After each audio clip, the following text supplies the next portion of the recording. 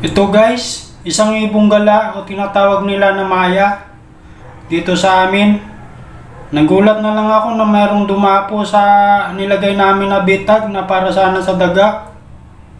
I-rescue natin siya guys sa pagkakadikit. Mahirap to guys, masyadong malagkit.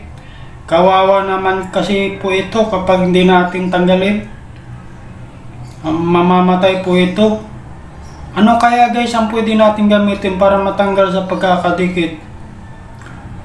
Bahala na guys. Ang mahalaga, matanggal natin siya kaagad para hindi po siya manghina. Naghahanap po kasi sila ng makain. Hindi nyo naman alam na yung dinapuan niya ay malagkit. Yun, nabitag po siya guys. Tanggalin po natin siya guys. Yan na guys, natanggal na.